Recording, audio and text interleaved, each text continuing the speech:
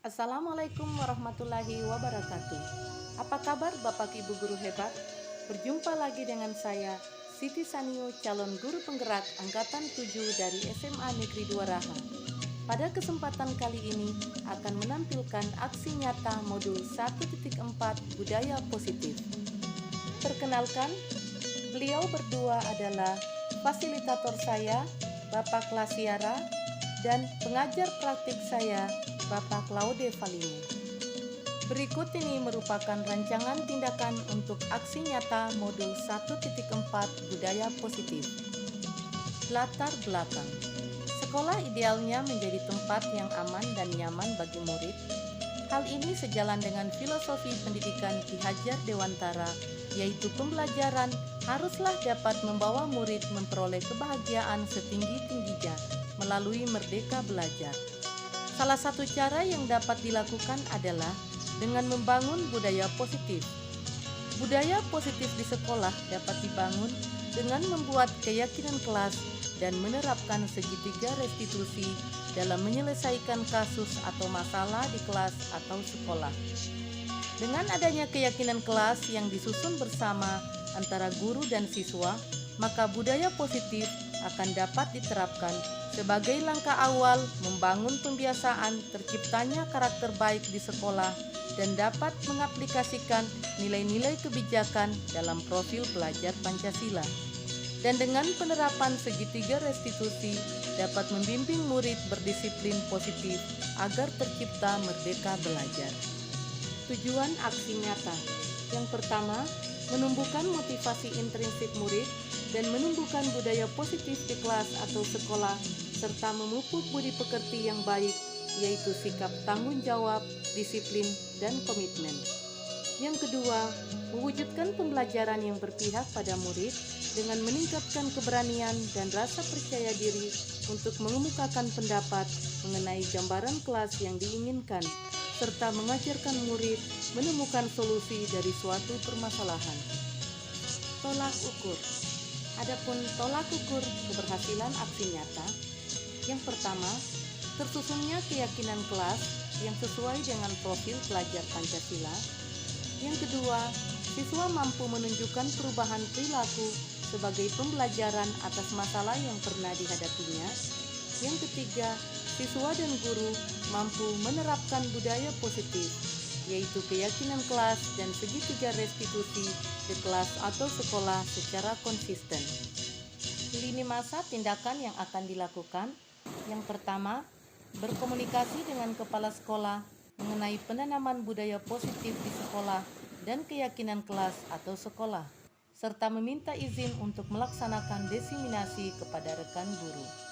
Kedua, mengumpulkan rekan guru untuk melakukan diseminasi penerapan budaya positif di kelas atau sekolah yang berisi disiplin positif, motivasi, hukuman dan penghargaan, nilai-nilai kebajikan, keyakinan kelas, 5 kebutuhan dasar manusia, posisi kontrol, dan segitiga restitusi. Yang ketiga, berkoordinasi dan berkolaborasi dengan wali kelas untuk membuat keyakinan kelas. Yang keempat, memantau, merefleksi, dan mengevaluasi keyakinan kelas yang telah dibuat. Dukungan yang dibutuhkan. Yang pertama, kerjasama kepala sekolah, rekan guru, dan murid agar tindakan yang telah disusun dapat dilaksanakan dengan baik dan konsisten. Yang kedua, alat atau bahan, sarana dan prasarana untuk menumbuhkan budaya positif di kelas atau sekolah. Ketiga, kerjasama orang tua atau wali murid dalam penerapan budaya positif di lingkungan rumah.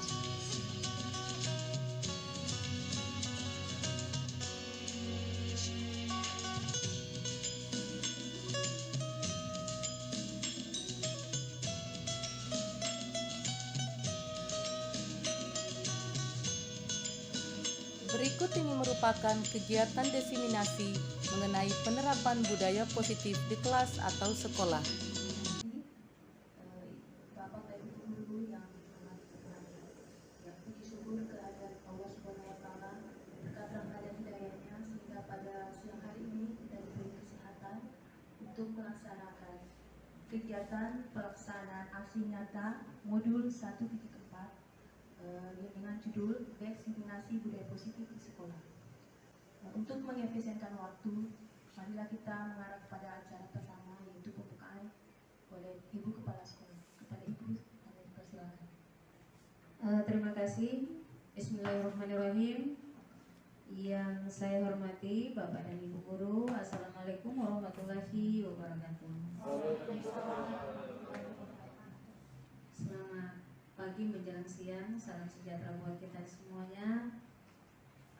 Marilah senantiasa kita memanjatkan puji dan syukur kehadirat Allah Subhanahu wa Ta'ala, di mana pada hari ini kita masih bisa diberi kesempatan, kesehatan, dan keselamatan untuk berada di tempat ini dalam rangka melakukan aksi nyata, yaitu kegiatan guru penggerak, di mana pada kesempatan ini judulnya adalah diseminasi budaya positif.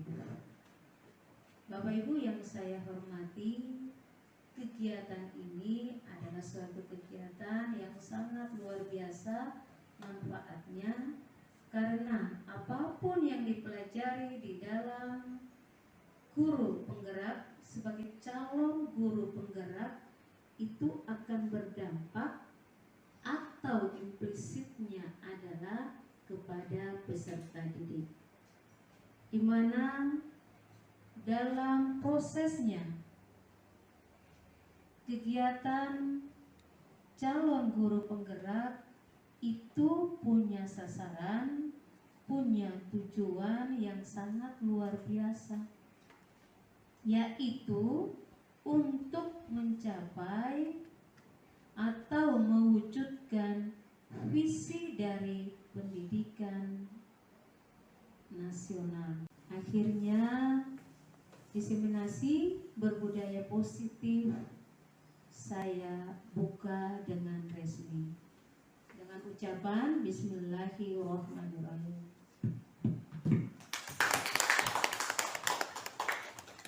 Demikianlah dalam sambutan dari Ibu Kepala Sekolah. Semoga apa yang disampaikan beliau kita bisa ambil manfaat dan bisa kita terapkan di kelas. Ya, berikutnya kita masuk pada sesi kedua, pemaparan materi oleh Ibu Sanio. Kepada Ibu kami silakan.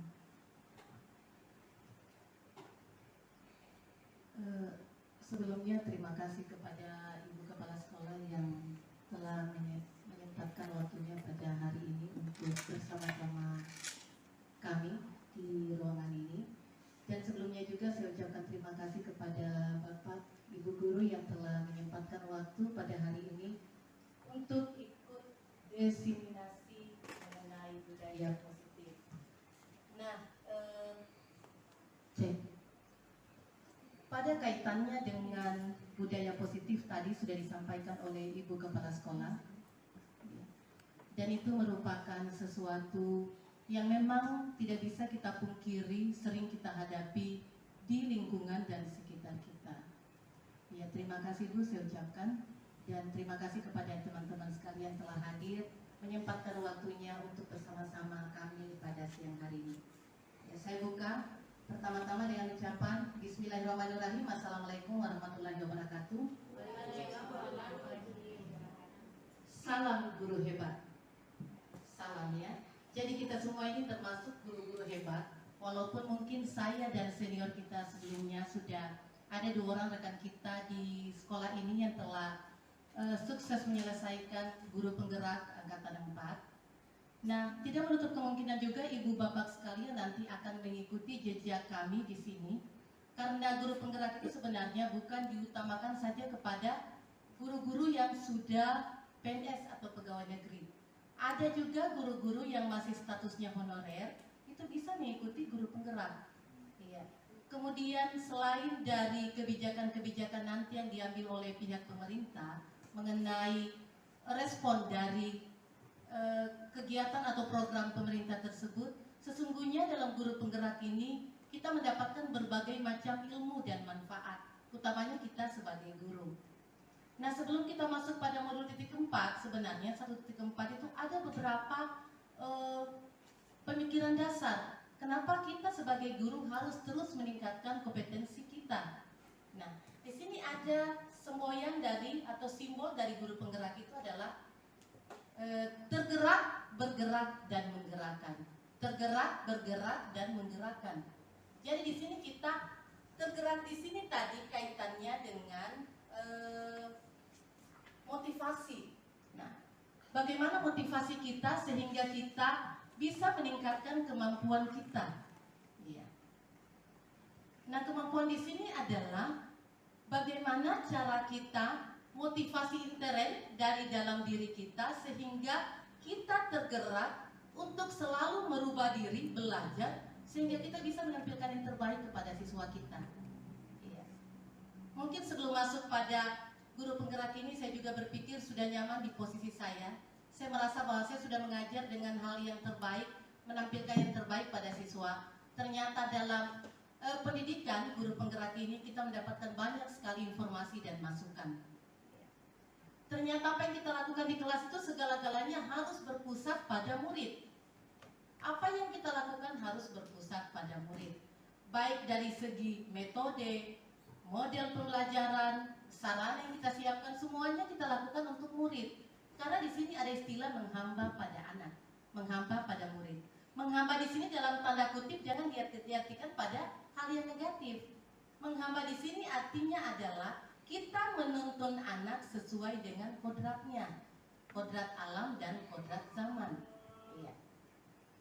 Bagaimana kodrat anak yang lalu dengan kodrat anak yang sekarang? Memang berbeda zamannya. Jadi tidak ada istilah, oh kita ya, tidak usah karena kita sudah ini, tidak usah kita belajar teknologi, itu bukan lagi masanya kita. Tetapi itu semakin tahun siswa kita akan hadir, akan tampil dengan kemampuan teknologi yang lebih baik daripada kita. Jadi kalau kita selalu tidak mengasah diri, menyesuaikan diri dengan kodrat anak yang kita ajar pada saat ini, maka kita akan tertinggal dengan sendirinya. Iya, itu namanya kodrat zaman yang dimiliki oleh seorang anak. Nah, kita masuk pada pertama disiplin positif. Nah, disiplin positif seorang guru itu bagaimana? Kita sebagai guru sebelum mendisiplinkan anak harusnya mulai dari diri kita sendiri. Jadi dalam guru penggerak ada istilahnya itu alur merdeka. Jadi merdeka itu merupakan akronim, ada singkatannya dia. M apa? Mulai dari diri. Jadi kalau kita menghendaki sesuatu berubah, tidak usah kita menuntut kepada orang lain, tetapi hendaknya kita mulai dari diri kita sendiri. Namanya mulai dari diri. Kita disiplin datang tepat waktu ke sekolah, masuk tepat waktu di dalam kelas, disiplin untuk keluar tepat waktu, jangan datangnya lambat, keluarnya cepat, jadi sesuai dengan waktu yang telah ditentukan. Karena dikatakan, apakah arti disiplin yang sebenarnya? Di situ dikatakan bahwa disiplin adalah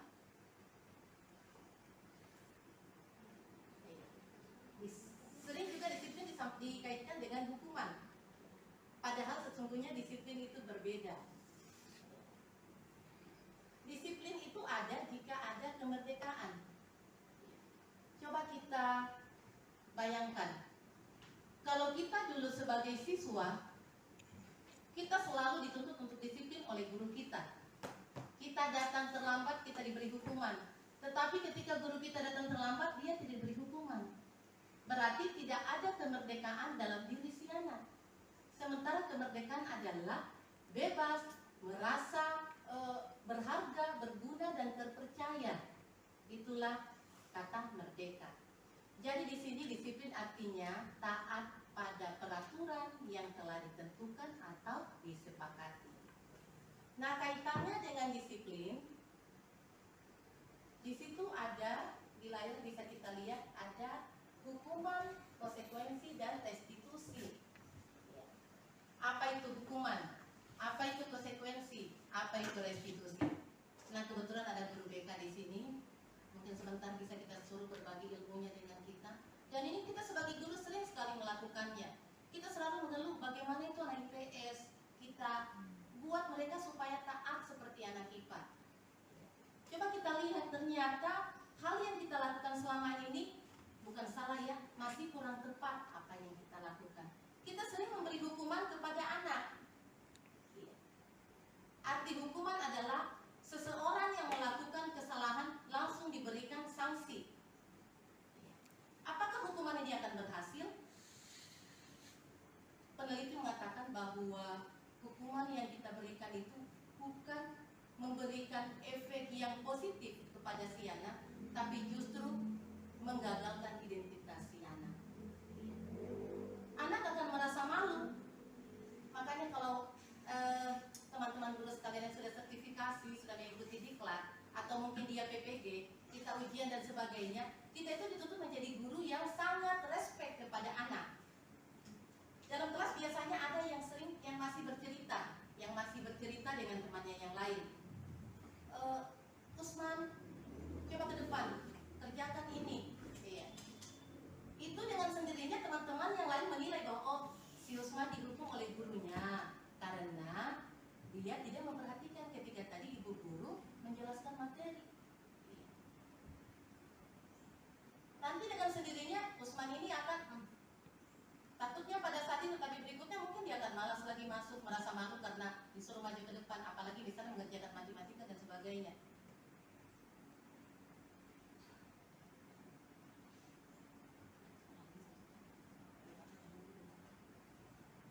Iya, itu namanya hukuman. Jadi penerapan hukuman yang kita berikan itu adalah akan membuat si anak merasa jerah, merasa malu, dan dia hilang kepercayaan dirinya terhadap anak-anak yang lain, apalagi terhadap gurunya. Jadi kita sebagai guru itu menyadari, kita sadar betul, oh ternyata yang kita lakukan selama ini bagaimana. Nah kaitannya kalau dengan konsekuensi bagaimana? Konsekuensi itu kita sudah melakukan satu kesepakatan. Tetapi si anak melanggar kesepakatan yang telah kita sepakati. Jadi kalau dia melanggar berarti ada konsekuensi yang akan dia terima. Kita berpikir bahwa konsekuensi itu merupakan hal, oh ini merupakan hal yang paling baik karena sudah ada kesepakatan sebelumnya. Dia kan sudah mengetahui. Tidak seperti hukuman tadi. Misalnya si anak jalan, tiba-tiba, sini kamu, iya. Rambutmu panjang ini harus segera dicukur ini, kadang langsung dicukur di situ. Ada lagi guru yang lain dan sebagainya. Si anak akan merasa malu dan tidak percaya diri. Jadi kita mungkin sebagai guru yang kita lakukan selama ini adalah pada posisi konsekuensi. Kita berpikir bahwa itu adalah sesuatu yang nyaman bagi kita. Ternyata dari hasil penelitian hal tersebut itu juga belum memberikan efek yang baik, hasil yang baik kepada siswa. Karena apa? Dia melakukan tersebut karena ada kesepakatan dan ada aturan yang mengharuskan. Nah, kita pindah ke poin berikutnya adalah restitusi. Restitusi di sini kelihatan. Restitusi. Bagaimana dengan restitusi? Restitusi itu adalah sesuatu manajemen penyelesaian masalah dengan menitik beratkan pendekatan pemikiran, pendekatan hati, dan keyakinan dari guru kepada anak. Ini mungkin bisa kita aplikasikan nanti kepada anak-anak kita, terutama anak-anak yang memang selama ini bermasalah dengan BK. Bagaimana caranya? Dia harus ada motivasi dalam dirinya lagi, dalam diri bahwa apa yang saya lakukan ini adalah salah. Iya. Kalau sudah motivasi dalam diri, kita tidak perlu lagi untuk menegur untuk kedua kali. Dengan sendirinya anak itu akan sadar, saya sudah pernah membuat kesepakatan. Tapi kenapa? Apa kesepakatan yang saya lakukan itu saya sendiri yang menodainya atau melanggarnya. Nah, sebenarnya begini, kita kembali kepada posisi kita sebagai guru. Menurut datang sedikit tadi latar belakang kita, Ki Hajar Dewantara. Ki Hajar Dewantara adalah kita sebagai guru itu hendaknya menjadi penuntut. Kita diibaratkan sebagai petani. Petani itu hanya menaburkan benih-benih, tetapi nanti benih yang akan tumbuh dia tidak bisa pastikan apa jagungnya nanti akan semua tumbuh subur, apa menghasilkan buah yang bagus. Tapi ada juga mungkin yang akan kerdil yang tidak menghasilkan buah. Tapi kita harus merawatnya. Jadi dikatakan di sini bahwa kita sebagai guru tidak bisa memegang kendali kepada anak, kamu harus seperti ini, kamu harus mengikuti keinginan saya. Tidak bisa.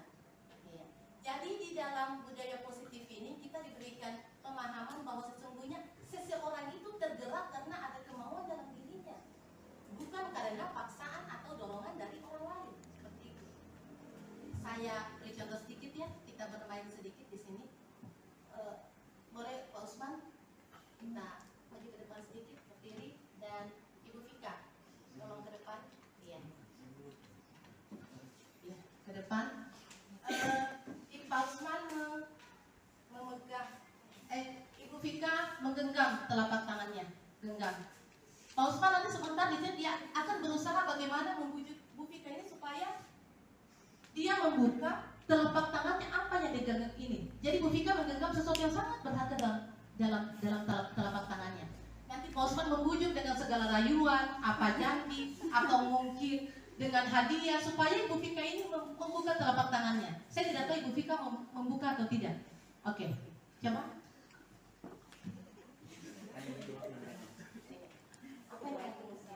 Ayo genggam. Maju ke depan sedikit. Maju ke depan sedikit, Pak. Cukup. Maju Ibu Vika, tolong ke depan. Ya, stop. Genggam tangannya.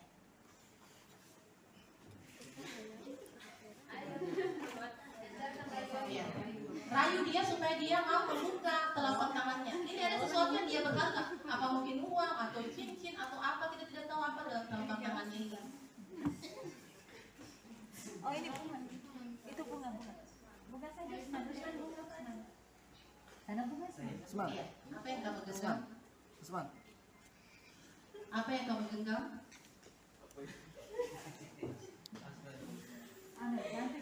Sepertinya Pak Usman ini ada sesuatu yang lain dalam hatinya sehingga dia tidak bisa. Mungkin Pak Ruslan, coba. Ya, Pak Ruslan. Wakili. Tidak apa-apa. Ya, Pak Mari. Iya. Kita beri aplaus kepada Pak Guru kita Pak Ruslan di olahraga ini karena baru saja selesai membina anak-anak untuk bermain voli dia. Makanya pakaiannya masih memakai jaket. Ya, silakan Bu Vika genggam.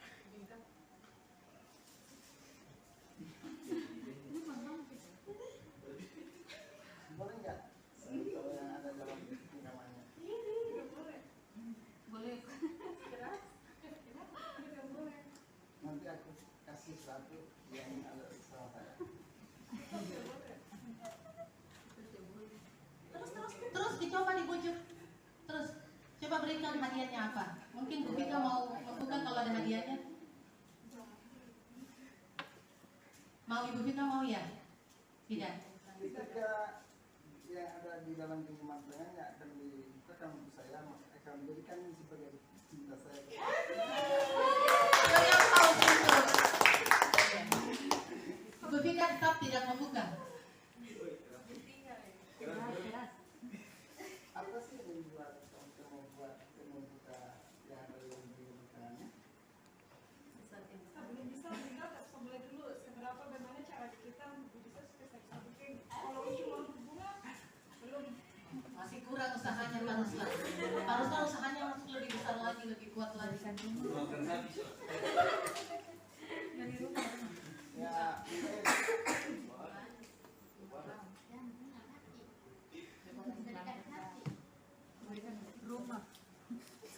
akan menjadikan sesuatu yang sangat berharga ketika Anda membuka genggaman tangannya untuk saya. Terus makan janjinya harus dipetik dong. Orang caranya dijanji harus langsung buka. Ya. Akan berikan separuh jiwa. Ibu Vika mau kalau dia berikan separuh jiwanya? Tetap tidak. Oh, tetap tidak. Iya, beri aplaus untuk Ibu Vika dan Pak Ruslan. Iya. Dari contoh yang diberikan tadi, kita bisa mengetahui itu sama dengan gambaran kepada siswa. Siswa mau bergerak, Ibu Vika mau membuka telapak tangannya tidak dikontrol oleh Pak Ruslan. Dia mau genggam atau membuka terserah dia. Jadi tidak ada kontrol atau tekanan dari pihak lain. Seperti juga siswa kita.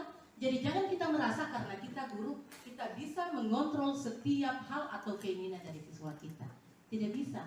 Mereka mau taat karena memang lahir dalam diri mereka. Mereka membangkang karena lahir dalam diri mereka. Jadi bagaimana kita sebagai guru? Kita hanya menuntun mereka, mendidik mereka, mengarahkan mereka sehingga mereka memperoleh budi pekerti yang baik, memperoleh budaya yang baik, sikap yang baik. Nah, budaya positif ini juga tidak hanya ditampilkan di sekolah, tapi nanti ditampilkan juga di rumah. Karena sebenarnya anak-anak itu lebih takut kepada gurunya daripada orang tuanya. Tetapi hal yang baik, praktik baik yang kita berikan di sekolah bisa diaplikasikan di rumah mereka dan orang tua akan merasa bahwa oh iya, ternyata inilah hasil dari pendidikan guru-guru anak saya di sekolah. Nah seperti itu. Itu namanya restitusi. Orang melakukan sesuatu itu bukan dari bujukan atau paksaan, tapi memang karena dorongan dari dirinya, dalam dirinya, sehingga dia mau melakukan atau tidak melakukan. Itu kita camkan, karena memang selama ini kita salah kaprah. Kita pikir anak kita seperti ini, harus mengikuti kita. Kita biasanya menjadi guru yang egois. Kita maunya siswa kita tepat waktu, tapi kita juga masuk di kelas bagaimana. Kita maunya menjadi siswa yang aktif, menyelesaikan tugas, tapi bagaimana juga dengan tugas-tugas kita sebagai guru. Nah, semua kembali pada diri. Makanya dalam guru penggerak namanya alur merdeka itu pertama adalah mulai dari diri. Kita mulai dari diri kita sendiri. Nah, selaku promosi, semangatlah untuk ikut tes guru penggerak, karena selain hal-hal yang lain, sebenarnya kita mendapatkan ilmu yang banyak sekali untuk perbaikan diri kita ke depannya. Itu tadi salah satu contoh dari segitiga restitusi. Kemudian kita lihat lagi berikutnya, keyakinan kelas. Nah, ini keyakinan kelas. Kenapa keyakinan? Kenapa keyakinan? Kenapa bukan peraturan kelas yang kita buat? Ini dulu ya. Ya, kita kan diantara kita ini beberapa orang wali kelas. Kenapa bukan peraturan kelas? Kata peraturan sudah ada kata harus. Berarti si anak akan merasa tertekan. Sementara filosofi dari KHD, Hajar Dewantara, dalam pemikiran mengenai pendidikan yang baik itu adalah memerdekakan si anak sehingga terwujud profil pelajar Pancasila. Nah, seperti itu. Kemerdekaan, keyakinan. Kalau keyakinan, orang akan melakukan sesuatu keluar dari yakin dalam dirinya. Oh iya, saya mau mengikuti. Saya tidak kata saya ingin mengikuti ini karena memang saya ingin mendapatkan juga ilmu. Bagaimana sih budaya positif itu? Jadi biar ibu kepala sekolah tidak panggil atau biar tidak ini, saya mau seperti itu. Tergerak, memang tidak gampang jadi guru penggerak karena memang harus ada tergerak dari dalam dirinya. Kemudian kesepakatan. Kalau kesepakatan sudah ada peraturan harus dan tergambar hukuman yang ada jika melanggar kesepakatan tersebut. Itulah kenapa kita tidak pakai kata kesepakatan kelas, tetapi kita pakai keyakinan kelas. Bagaimana caranya kita wujudkan? Kebetulan ini kita akan masuk pada tahun ajaran baru. Bapak Ibu wali kelas sekalian, maaf, di sini sebenarnya saya hanya berbagi, bukan menggurui, hanya kita berbagi apa yang saya dapatkan supaya juga sama-sama kita aplikasikan di kelas. Guru mencatat poin-poin penting apa yang diinginkan ketika dia mengajar. Siswa juga mencatat poin-poin penting apa yang diinginkan ketika dia belajar, apakah dia bahasa Inggris, matematika dan sebagainya. Jadi setiap guru punya keyakinan kelas yang berbeda-beda. Berbeda bahasa Inggris, berbeda juga mungkin bahasa Indonesia, matematika dan sebagainya. Iya. Jadi ada keyakinan sekolah, ada keyakinan kelas. Kalau keyakinan sekolah mungkin visi misi yang dirumuskan. Dan hendaknya kita merumuskan visi misi itu memang sesuai dengan keinginan profil pelajar Pancasila. Itu mungkin nanti dipraktekkan. Oh, kalau guru, saya akan memberikan pengajaran yang terbaik kepada anak. Begitu dia. Jadi itu keyakinan. Ya. Saya akan masuk tepat waktu di kelas. Kalau sudah kita buat keyakinan sendiri, kita akan melakukan keyakinan itu. Berbeda pada peraturan. Harus datang tepat waktu di sekolah. Dalam kelas tidak boleh memakai HP. Oh, anak-anak itu dia ada yang sembunyi, ada yang masih memakai secara sembunyi. Jadi itu perbedaan kata keyakinan dengan kesepakatan. Memang setelah diteliti para ahli ini ternyata memang si anak itu dia tidak bisa diberikan sesuatu yang bertentangan dengan hatinya. Jadi ketika dia melakukan sesuatu hanya karena terpaksa, hal itu akan terulang pada kesempatan yang lain atau pada guru yang lain. Jadi ada pengalaman di situ. Dia seorang guru yang begitu tegas. Kalau macam-macam si anak diberikan hukuman, memang anak itu akan taat kepada guru tersebut. Tapi kan tipe guru itu berbeda-beda setiap orang. Ada mungkin dia tidak perlu dengan menunjukkan kekerasannya, mungkin dia dengan cara gayanya yang humble atau apa dan sebagainya. Tapi ketika anak itu dengan guru yang lain, kembali lagi sifat dasarnya. Karena memang tidak ada motivasi intern dari dalam dirinya. Yang ada itu adalah motivasi eksternal yang ada dari luar, karena memang ada rujukan, ada hukuman yang ditakuti, ya, ada peraturan yang ditakuti. Itulah perbedaan antara keyakinan dan peraturan kelas. Mungkin nanti bisa kita lakukan bersama-sama ketika tahun ajaran baru nanti. Segala hal itu sebenarnya Jadi kita manusia ini secara tersirat mempunyai kebutuhan yang antara satu manusia berbeda dengan manusia yang lain. Memangnya kita guru saja yang punya kebutuhan, anak juga tidak punya kebutuhan. Kita juga harus menyadari bagaimana kebutuhan anak. Manusia juga, anak juga manusia, guru juga manusia. Yang pertama kebutuhan bertahan hidup. Mungkin tidak usah kita terlalu panjangkan ini kebutuhan bertahan hidup karena ini berhubungan dengan apa yang kita konsumsi, apa yang kita gunakan sehingga kita memang tetap harus bertahan hidup di muka bumi ini. Iya. Mungkin berhubungan dengan sandang, pangan, papan dan sebagainya. Kemudian yang kedua kebutuhan kasih sayang dan rasa diterima. Ini yang harus dimengerti. Karena kita saja sebagai guru, kita ingin kita dihargai, kita diakui bahwa oh ya saya guru. Begitu juga si anak di kelas, dia ingin diakui oleh gurunya.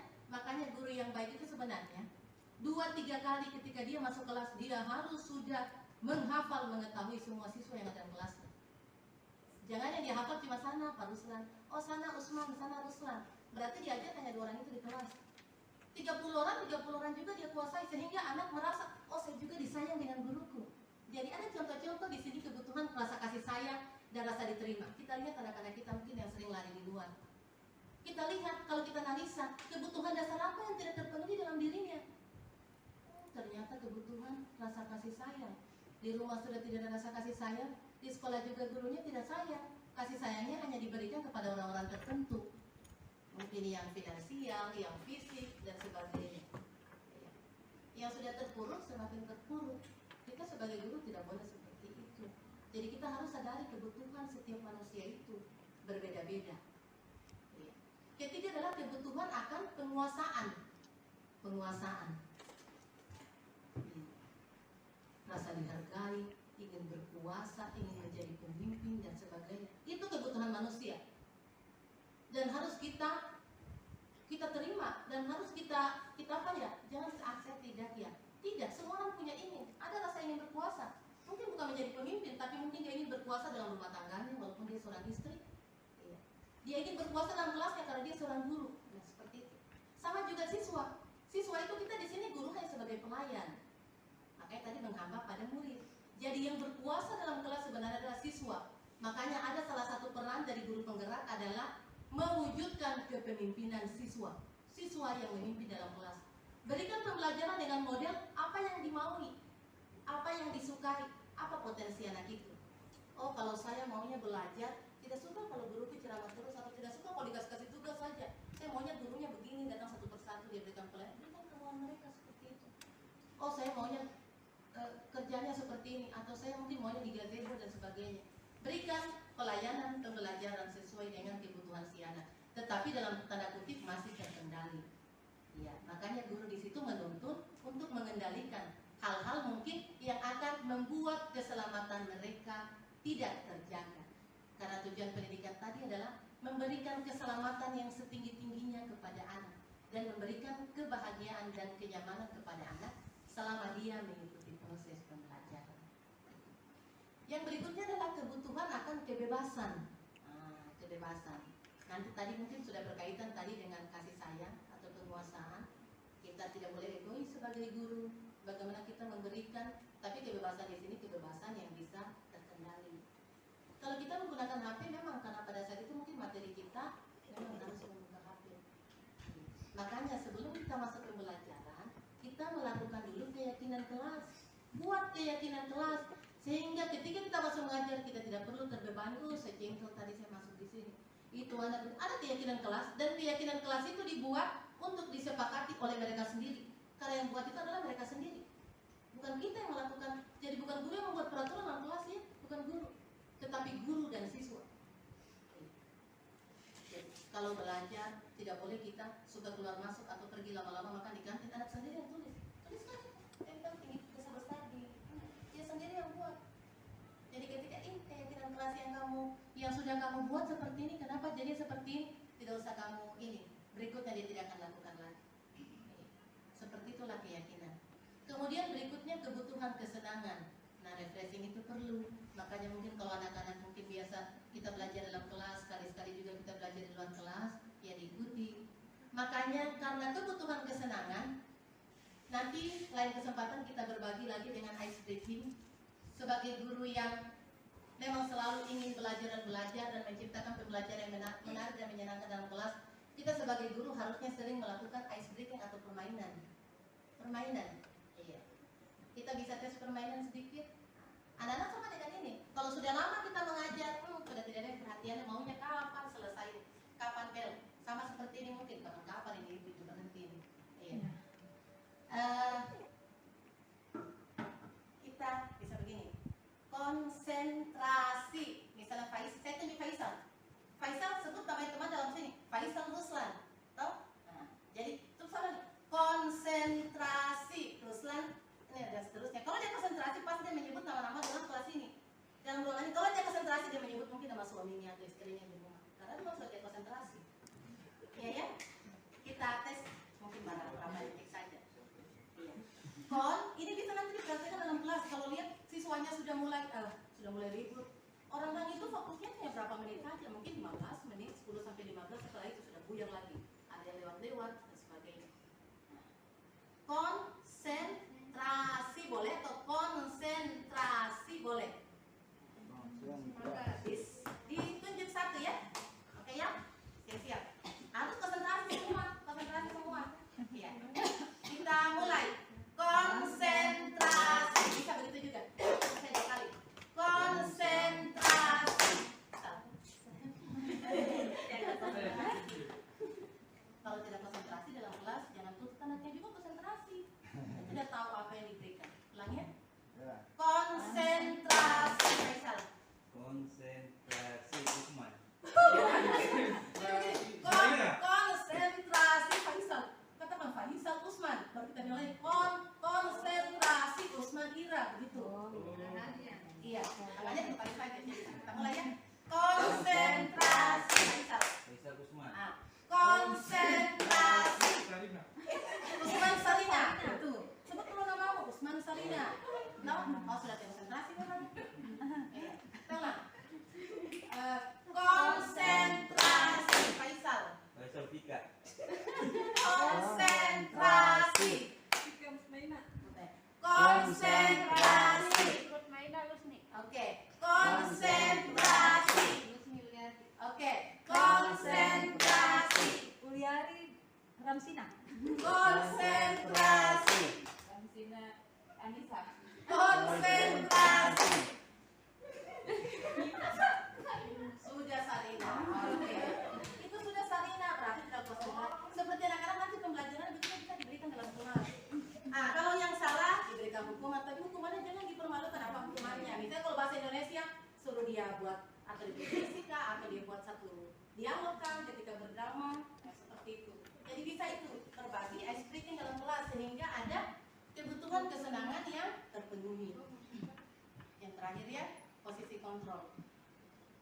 Posisi kontrol tadi ini adalah ada satu segitiga restitusi di sini. Sebelum berakhir, segitiga restitusi itu langkah-langkahnya apa? Yang pertama, menstabilkan identitas. Dilihat, menstabilkan identitas.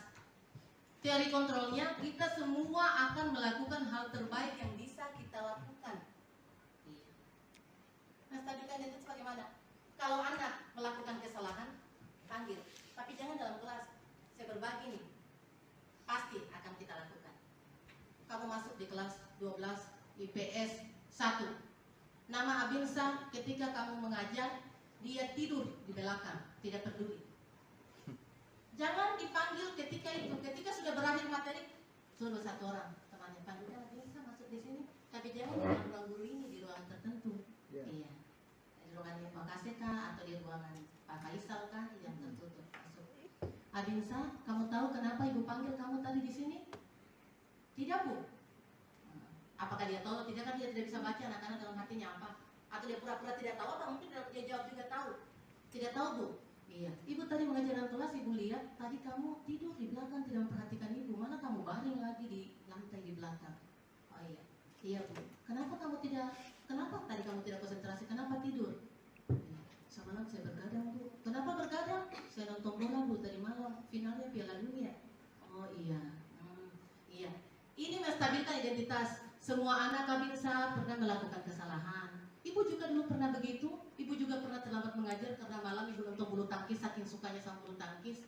Katakan bahwa yang dilakukan si anak kita adalah bukan cuma dia yang lakukan, kita juga pernah melakukan kesalahan yang sama. Sehingga si anak, oh saya tidak dimarahi paling, ibu guru juga pernah begini. Karena setiap orang pernah melakukan kesalahan administrasi, tidak ada manusia yang sempurna, pasti ada yang melakukan kesalahan atau kehilafan. Ya, yang penting kita bisa menyadari bahwa jangan kita ulangi atau yang kita lakukan itu salah. Oh iya bu. Nah, kemudian berikutnya masuk pada validasi tindakan yang salah. Poin kedua, validasi tindakan yang salah. Setelah kita mengakui menstabilkan identitas bahwa semua identitas manusia pernah melakukan kesalahan, validasi tindakan yang salah. Nah, sekarang ibu tanya, kira-kira kamu bisa berubah tidak? Bisa bu. Apa yang bisa kamu lakukan supaya kamu tidak tidur lagi dalam kelas? Jangan kita memberikan. Kita tanya dia, apa yang bisa kamu lakukan supaya kamu tidak tidur lagi dalam kelas? Oh bu, saya tidak mau bergadang nih malam-malam nih. Ya. Saya mau cepat tidur supaya di sekolah saya tidak mengantuk dan saya tidak tidur lagi. Nah, iya, apa benar bisa kamu lakukan itu? Iya bu, saya janji bu saya lakukan. Dia sendiri yang membuat peraturan kesepakatan dengan dirinya sendiri. Jangan kita suruh, jangan putus lagi, tidak boleh. Dia sendiri, apa yang bisa kamu lakukan supaya kamu tidak melakukan kesalahan itu. Nah, setelah itu kita masuk pada keyakinan kelas. Tadi kamu sudah tahu bahwa itu salah dan kamu sudah membuat peraturan. Iya. Kira-kira saya ibu tanya, apa yang kamu lakukan di kelas itu sudah sesuai dengan keyakinan kelas kita? Makanya sebelum masuk belajar, kita buat keyakinan. Keyakinan bukan setiap kali pembelajaran. Pas dia momennya kita mau masuk tahun ajaran baru, kita masuk dalam kelas. Masih ingat kan keyakinan kelas kita? Oh iya bu, kalau guru menjelaskan harus memperhatikan, tidak boleh kita tidur, tidak boleh bermain HP. Oh iya, itu sudah melanggar aturan toh? Iya bu. Ya, jadi bagaimana saya minta maaf? Seperti itu. Seperti itulah penyelesaian dari segitiga restitusi. Jadi yang pertama menstabilkan identitas, menyatakan bahwa semua manusia pernah melakukan kesalahan, bukan cuma dia, setiap orang pernah melakukan kesalahan.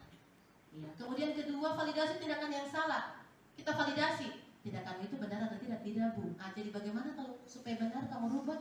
Dia sendiri yang menentukan peraturan supaya dia berubah pada dirinya sendiri. Ketiga, keyakinan kelas. Sehingga ketika berikutnya dilakukan, dia lihat kita mungkin dia mau balik, tidak jadi, dia malu. Karena dia sendiri yang sudah lakukan. Seperti begitulah yang dinamakan dengan segitiga restitusi. Ya, saya kira kita sudah menyelesaikan segalanya sampai pada restitusi, segitiga restitusi. Oh, saya lupa. Kita sebagai guru terlupa satu poin. Posisi kontrol guru itu sebenarnya ada 5 sebelum kita sampai pada manajer. Kalau manajer itu sebenarnya sebagai seorang pemimpin atau kepala sekolah. Posisi kontrol guru yang sering kita lakukan, yang pertama adalah penghukum. Banyak di antara kita ini sebagai guru penghukum, memberikan hukuman. Kedua adalah kita sebagai pemberi rasa bersalah. Iya. Kamu lakukan itu, kau tidak malu sama teman-teman? Kau malu toh? Iya. Kau rasa dirimu gagal kak? Anak-anak merasa bersalah. Kenapa saya lakukan hari ini? Sehingga anak-anak terbebani dalam dirinya. Ketiga, sebagai teman. Di antara kita mungkin juga yang masih banyak guru-guru yang muda biasa memposisikan dirinya sebagai teman. Hati-hati sebagai teman. Nanti kita akan kehilangan jati diri mana guru, mana siswa. Hati-hati, jadi ada batasannya. Iya. Kemudian berikutnya adalah pemantau. Pemantau kita pikir posisi kita yang seperti tadi, sudah ada peraturan, ada konsekuensi yang akan diterima jika dia melanggar peraturan itu. Ternyata setelah dilakukan penelitian, oh tidak berhasil juga seperti itu. Karena anak-anak melakukan tidak ada motivasi intern dari dalam dirinya, tapi karena takut ada konsekuensi yang akan diberikan. Dan satu lagi yang hindari memberikan hadiah kepada siswa. Saya biasa melakukan, kalau saya lakukan metode mengajar stay dalam kelas. Saya kalau lihat kelompoknya terbaik, ada Andika ini, saya berikan hadiah. Jadi saya berikan snack, mereka satu kantong bagi kasih ke kelompok yang presentasi stay terbaik. Mereka bagi-bagi datang dalam kelas. Sehingga kalau kelompok lain tidak dapat atau sudah melakukan kesalahan ketika satu kali pertemuan, tidak ada motivasinya membuat terbaik karena dia tahu bahwa dia pasti tidak terpilih lagi menjadi kelompok yang terbaik. Jadi seperti itu, ada plusnya, ada minusnya, tapi minusnya mungkin lebih banyak yang merasakan daripada plusnya hanya kecolongan kecil. Jadi itu juga dihindari. Bagaimana posisi kontrol yang paling tepat? Kita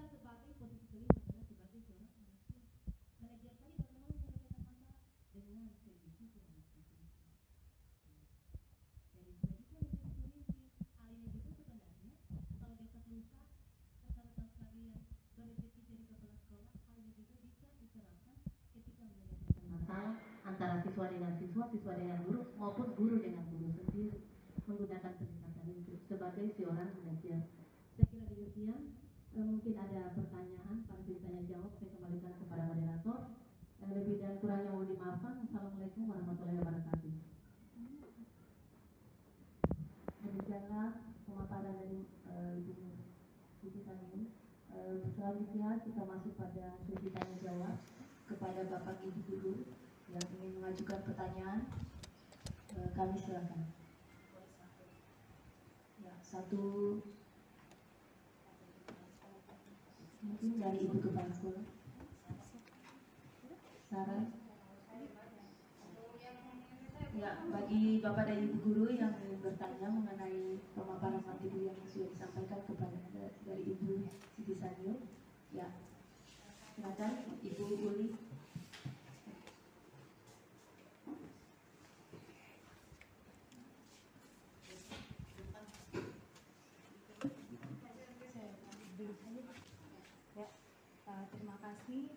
Terima kasih atas kesempatan yang diberikan kepada saya. Saya ingin bertanya sedikit mengenai hukuman, ya. Hukuman yang dimaksud di sini seperti ini. Bagaimana persepsi Ibu sebagai calon penggerak mengenai calon guru penggerak mengenai hukuman yang bernilai positif, misalnya seperti ini. Hukuman diberikan misalnya kepada siswa yang terlambat dengan konsekuensi siswa itu misalnya membaca ayat suci Al-Quran, hafalan seperti itu. Terima kasih. Ya, pertanyaan yang bagus ya. Ini juga ditanyakan dengan teman-teman yang lain. Hukumannya kalau misalnya dia terlambat masuk membaca atau ke perpustakaan sebagainya. Mungkin di sisi lain hal itu akan memberikan efek positif pada orang-orang tertentu. Misalnya membaca ayat Al-Quran. Tapi kembali lagi tadi ke kebutuhan dasar manusia. Apakah semua manusia kebutuhan dasarnya sudah terpenuhi dalam pemenuhan religiusiana? Karena jika kebutuhan dasarnya tidak terpenuhi, akan kembali pada teori hukuman yang sebenarnya akan mempermalukan siswa dan akan membuat rasa percaya dirinya akan menurun di depan gurunya maupun di depan teman-temannya yang lain. Iya. Makanya kebutuhan dasar manusia itu kan berbeda-beda. Jawabannya hanya satu. Apakah yang kita lakukan itu kita yakini dapat dilakukan oleh semua anak-anak kita yang melanggar aturan tersebut? Kalau bagi mungkin yang pembaca Al-Quran, rajin membaca Al-Quran, tidak masalah. Iya, oh ya saya sudah bersalah tadi, saya terlambat. Mari di ayat berapa Bu? Tapi ketika anak itu tidak tahu mengaji, hal yang luar biasa, sangat berat bagi dirinya. Bukan lagi, mungkin dia tidak mau terlambatnya 5 menit, dia lihat itu pagar, dia tidak masuk sekalian ke sekolah. Karena dia tahu, hanya sudah baca Al-Quran. Dia baca Al-Quran, huruf-hurufnya saya tidak tahu. Kembali ke kebutuhan dasar manusia tadi.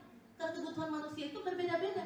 Mana kebutuhan dasar yang tidak tercukupi? Oh ternyata tadi dia mungkin rasa kasih sayang di rumah, kurang diberikan perhatian dalam bidang religi kepada orang tuanya. Itu ya seperti itu. Intinya begini, segala sesuatu ketika kita menempatkan sebagai posisi kontrol, apakah dia sebagai penghukum, pemantau, sebagai teman, sebagai pemberi rasa bersalah dan sebagainya, sebenarnya bagus. Tetapi manakah yang paling bagus? Kita akan memberikan penyelesaian masalah dengan posisi manajer, karena kita yakini bahwa itu akan menyadarkan dirinya dari dalam diri si anak dan dia berusaha tidak akan melakukan pelanggaran atau kesalahan yang sama, karena keyakinan atau peraturan dibuat adalah keyakinan dalam dirinya, bukan kita yang membuat peraturan dan bukan kita yang memaksakan itu. Seperti tadi Bu Fika dengan Pak Ruslan, biar yang mau kasih apa, kalau Ibu Fika tidak membuka telapak tangannya, manusia itu tidak bisa dikontrol oleh orang lain untuk melakukan atau tidak melakukan sesuatu. Kenapa dalam kelas anak-anak mau kalau saya mengajar? Iya, karena hatinya mau dia ikuti kamu. Kalau pada dasarnya tidak mau, jangan harap berikutnya lagi dia mau, karena memang hatinya mau tergerak mau ikuti kamu. Bagaimana supaya tergerak? Kita mulai dari diri. Apa yang kita berikan? Contoh adalah pelajaran yang paling berharga dan paling baik yang akan kita terapkan kepada anak-anak kita. Iya. Ya, demikianlah tadi jawaban dari Ibu Siti Sanio. Gimana? Bagus. Ya, untuk penanya kedua, saya silakan. Mungkin saya yang Ya, kepada Ibu. Silakan.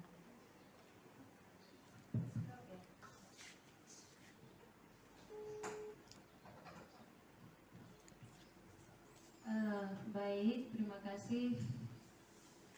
Setelah saya mendengar dari penjelasan CGP, calon guru penggerak, maka di situ banyak ilmu yang bisa kita dapat.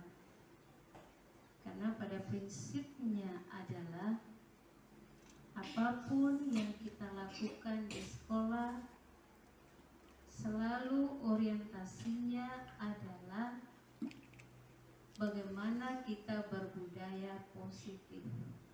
Karena berbudaya positif ini luar biasa dampaknya. Memang pembelajarannya itu berasal dari sebenarnya dari keluarga dulu. Kemudian di luar daripada itu namanya internal. Kemudian eksternalnya apa? Ada dunia pendidikan. Nah, dunia pendidikan, nah kita yang berperan di situ. Oke, baik terkait tadi persoalan-persoalan yang ada di dalam kelas. Saya sangat tertarik dengan bahwa kita jangan membuat suatu peraturan, tetapi kita membuat kesepakatan. Tapi saya yakin Bapak Ibu yang ada di sini, adik-adikku semuanya mengalami hal yang sama dan pernah mengalami di dalam kelas. Tadi ada contoh kasus ketika ada anak yang tidur, kemudian kita ajak di luar dari jam itu untuk bertemu di suatu ruangan.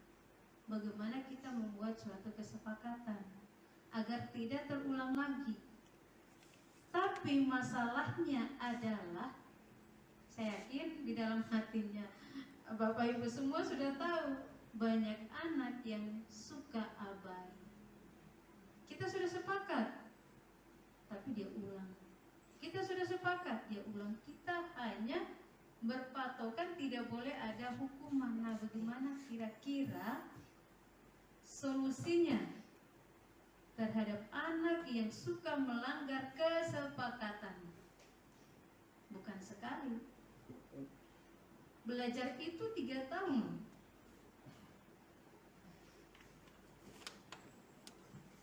Pasti ini ada di dalam kelas, ya.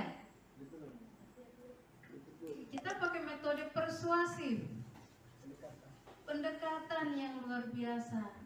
Tapi dasar karakternya seperti itu. Karena karakter itu kan terbentuk dari keluarga dulu, baru dibawa di sini. Gitu. Ini masalah. Kelihatannya sepele tapi masalah. Dan itu yang menjadi masalah ketika kita selalu rapat. Ada anak-anak yang suka sekali lalai terhadap kesepakatan yang kita buat. Gitu. Walaupun kita sudah memberi contoh yang baik, maaf, ada juga yang tidak memberi contoh yang baik. Nah, ini masalah juga itu, masalah yang paling besar.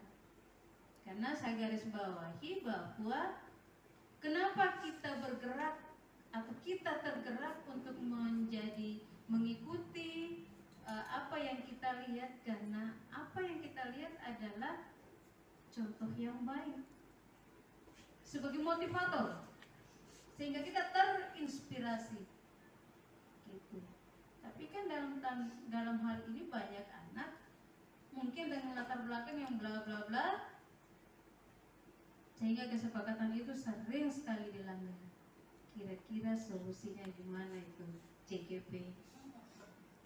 Oke, terima kasih. Biar semua adik-adik kita di sini teman-teman tahu. Setelah tadi mungkin sedikit saran ya dari Ibu Kepala Sekolah. Ya, selanjutnya mungkin Bapak Ibu guru yang masih ingin bertanya. Sebenarnya itu tadi saran juga dan memang masalah yang memang sering kita hadapi. Pertanyaan ini sebenarnya kita juga tanyakan kepada fasilitator ketika kita daring pada LMS. Kita tanyakannya pada fasilitator karena anak seperti itu, ya, Jawabannya mau dikatakan ngambang iya, tidak iya, tetapi kembali kepada apa yang kita pahami yang sebenarnya, bahwa pemberian hukuman dan sebagainya itu tidak dibenarkan. Tetap kita menggunakan segitiga restitusi, menempatkan posisi kontrol kita sebagai guru. Dan ini mungkin begini, tidak juga bisa kita patok bahwa posisi saya sebagai pemantau, ketika saya memberikan peraturan konsekuensinya dilanggar, saya berhasil dengan hal itu, tidak masalah. Iya, kalau dia berhasil dengan hal tersebut, dia memposisikan dirinya sebagai pemantau, tidak masalah. Iya. Tetapi kita lihat, apakah sepanjang kesepakatan yang dibuat itu akan berlaku terus-menerus atau tidak? Iya. Karena diyakini bahwa itu adalah tidak ada motivasi internal dari dalam dirinya. Tetapi kalau restitusi tadi memang yang begitulah kita dapatkan. Dan memang kita ketahui bahwa guru penggerak ini bukan hanya kepada SMA, tingkatannya dari PAUD, SD, SMP. Jadi bagaimana kita merubah kualitas pendidikan kita dan karakter anak yang semakin zaman, kodrat zaman dan alam anak ini yang semakin tahun semakin berbeda. Ya seperti itulah, mulai kita berikan dulu pelatihan kepada gurunya, supaya mungkin budaya-budaya yang selama ini sudah tertanam dengan hukuman yang berat. Biasanya begini loh, guru itu balas dendam. Ketika SD dulu dia diperlakukan begitu oleh gurunya, tunggu, dia jadi guru juga. Ketika guruku dulu begini, saya juga begini. Kalau tidak hafal ini, angkat kaki kau di situ, maju di depan, angkat kaki dan sebagainya. Seperti itu. Ya. Jadi mudah-mudahan saja dengan program guru penggerak ini, ya teman-teman juga yang lain mungkin akan ada perubahan. Dikatakan tadi kita kan di sini SMA, terimanya sudah jadi, sudah barang jadi, dan mereka sudah mempunyai pola pemikiran yang remaja ke dewasa. Agak susah mungkin lagi kita rubah karakternya karena sudah karakter seorang anak. Tapi kalau dari SD, anak kita mungkin dibina SD 6 tahun, ditambah lagi SMP 3 tahun dengan guru-guru yang hebat, ditambah lagi SMA tinggal dipermantap, insya Allah mungkin apa yang kita hadapi pada hari ini, tahun kedepannya akan semakin berkurang atau semakin minim. Mungkin nanti tidak perlu ditanggapi oleh kepala sekolah, tapi kalau menurut saya solusi yang bisa saya berikan adalah, kalau misalnya seperti tadi Abinsa, saya panggil masih lagi ketika saya masuk, dia masih tidur dalam kelas. Toh? Panggil lagi. Dengan cara apa? Dengan cara segitiga restitusi lagi. Dengan cara yang tadi. Kalau dia lakukan, panggil lagi dengan cara yang tadi. Sampai dia bosan sendiri membuat kesepakatan kelas. Ketika sebentar bermasalah, atau dia tidak naik kelas, atau dia harus menerima dari apa yang dia lakukan, kesalahan dalam dirinya bukan kita, tapi dia sendiri yang akan menyadari bahwa bagaimana. Tidak perlu kita menjelaskan kepada publik atau kepada keluarganya. Dia sendiri akan menjelaskan kepada orang-orang terdekatnya. Ini Bu, kenapa? Ini Pak, kenapa saya tidak lulus dari SMA 2? Iya kan? Saya kira itu saja yang bisa saya jawab. Mungkin masing-masing mempunyai pemikiran yang berbeda. Terima kasih pertanyaan Ibu Kepsek. Insya Allah juga mungkin nanti saya teruskan kalau misalnya kita daring lagi dengan fasilitator. Nah, ini menjadi PR juga bagi saya supaya bagaimana pemahaman kita lebih digali lagi mengenai pemberian hukuman kepada anak-anak tertentu yang memang karakternya sudah terbentuk sejak kecil. Terima kasih. Ya, demikianlah kegiatan disiminasi budaya positif di sekolah. Semoga apa yang disampaikan kepada pemateri maupun dari kepala sekolah kita bisa ambil manfaat dan kita bisa terapkan di lingkungan sekolah kita. Ya, akhir kata kami ucapkan wabillahi taufiq wal hidayah. Wassalamualaikum warahmatullahi wabarakatuh. Bismillahirrahmanirrahim. Assalamualaikum warahmatullahi wabarakatuh. Saya Syafiat Musi sebagai Kepala SMA Negeri 2 Raha.